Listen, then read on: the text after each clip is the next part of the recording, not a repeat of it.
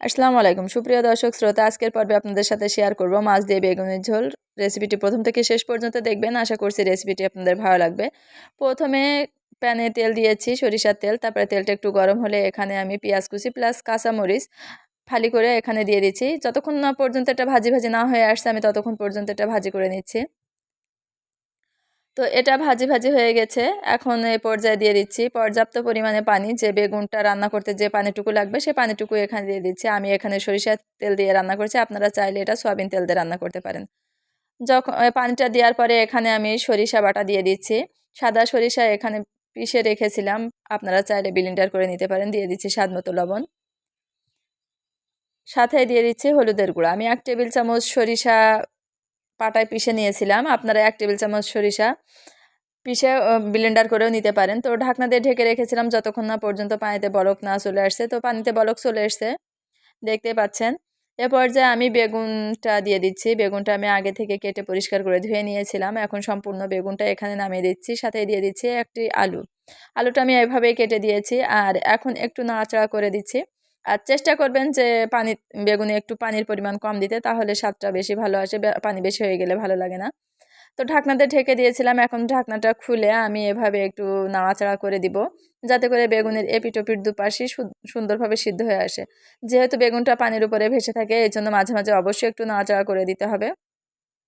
আমি আবারও ঢাকনা দিয়ে ঢেকে দিয়েছিলাম, আর এটা ঠিক যখন এরকম পানিটা অনেকটা কমে এসছে প্লাস বেগুনটা একটু সিদ্ধ সিদ্ধ হয়ে গেছে, বেগুনটা প্রায় সিদ্ধ হয়ে গেছে কিন্তু, তো এই পর্যায়ে আমি এভাবে একটু নাড়াচাড়া করে দিচ্ছি।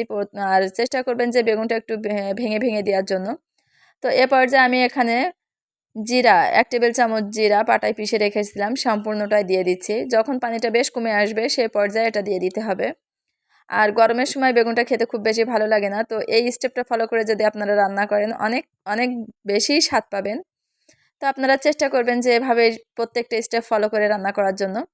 তো দেখতে পাচ্ছেন পানিটা অনেকটা কিন্তু কমে গিয়েছে, তো সে পর্যায়ে আমি এটা দিয়ে দিয়েছিলাম জিরা বাটা।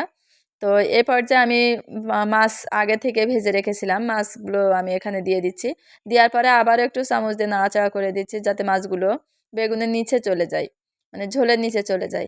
এখন আমি ঢাকনা দিয়ে ঢেকে দিচ্ছি, আর মাছটা দেওয়ার পরে অবশ্যই সাথে সাথে ঢাকনা দিয়ে ঢেকে দিতে হবে, তাহলে মাছের যে ফ্লেভারটা সেটা সবজির ভিতরে সুন্দরভাবে চলে যায়। তো এই পর্যায়ে আমি ঢাকনাটা খুলে একটু বেগুনগুলো এভাবেই ভেঙে ভেঙে দিব। আর বেগুনগুলো ভেঙে ভেঙে দিলে বেগুনের যে ঝোলটা থাকে সেটা অনেকটা গ্রেভি হয়, প্লাস অনেকটা ঘন হয়ে আসে, আর খেতে খুবই ভালো লাগে। আর এভাবে যদি রান্না করেন আপনার বাসায়, যারা বেগুন না খায় তারাও খেতে পছন্দ করবে। প্লাস বেগুনের যে ঝোলটা সেটা কিন্তু খেতে খুবই খুবই মজার হয়। এই জন্য অবশ্যই চেষ্টা করবেন যে বেগুনগুলো ভেঙে ভেঙে দেওয়ার জন্য। তো আমি লবণটা টেস্ট করে দেখেছি একটু কম ছিল, এজন্য আমি আবারও একটু দিয়ে দিচ্ছি। দেওয়ার পরে আমি আবার এভাবে নাড়াচাড়া করে এটা ঢেকে দিব। তো প্রত্যেকটা বেগুনই কিন্তু আমি টুকটাক করে ভেঙে দিয়েছি, যে কিছুটা আস্ত আছে আর কিছুটা ভেঙে ভেঙে দিয়েছি।